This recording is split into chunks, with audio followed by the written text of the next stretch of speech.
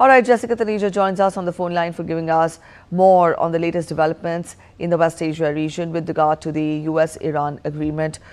Jessica, hi, good morning. To begin with, the deal between US and Iran is an understanding of 60 days. Help us understand to what extent is it significant in aiming for long and lasting peace in the region? Well, it has been a point of contention for a very long time when it comes to global trade as well. Oil supplies that have been hampered for the last few months. The military intervention and started by both Israel and the United States on February 28th, and now we're talking about a peace deal which would be for another 60 days till the time they have, more concrete plan of actions in terms of what is to be done with this particular aspect of it all. But the deal for the President of the United States primarily focused on, firstly, reopening the route through the Strait of Hormuz from the Persian Gulf to the Gulf of Oman, and making sure that, the traffic of vessels that has been hampered for a very long time there gets facilitated. That has been the primary goal. Let us not forget that President Donald Trump is also up for a midterm election in November, and with the oil prices rising in the United States, one of the major concerns for the people out there, sometimes touching $5 a gallon, has been something that the president, in terms of his people and the demands coming in from U.S. Citizens in terms of the taxpayers' money being utilized in this particular military operation called Epic Fury, which the United States forces had launched in February this year. All of that combined, the world had clearly awaited for a deal which would ensure some kind of peace and stability in West Asia, and that has perhaps come in. At least the framework seems to suggest, as you pointed out, those details where there are possibilities of downblending of enriched uranium, as well as Iran Iran facilitating now to demine the region, which had been an initial threat, if you'd recall.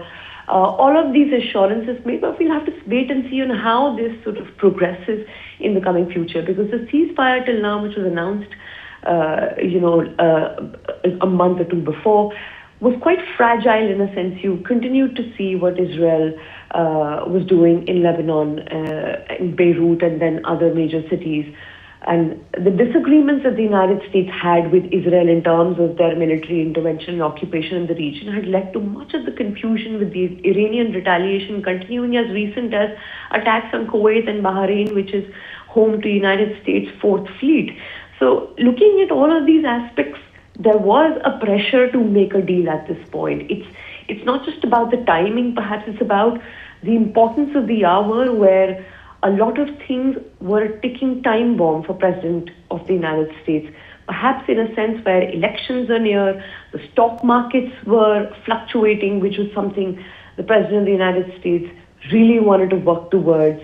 And of course, the global oil supply, and especially the price of oil, which had touched $100 a barrel, and then later 112 to 113, with fears of it reaching about 130.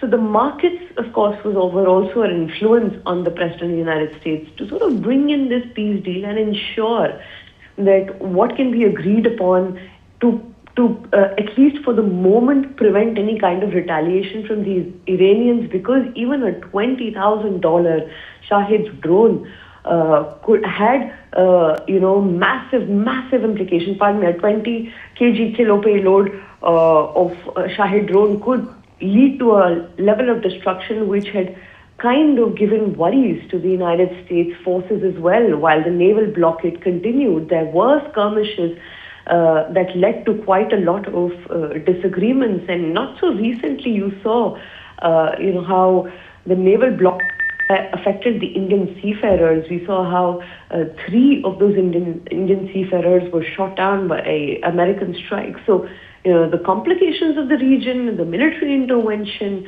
in terms of the global economy, the oil flow, everything was at risk. And perhaps it comes at a time where they should ease some pressure, But the markets would be watching this very closely as to what the implementation does in the future.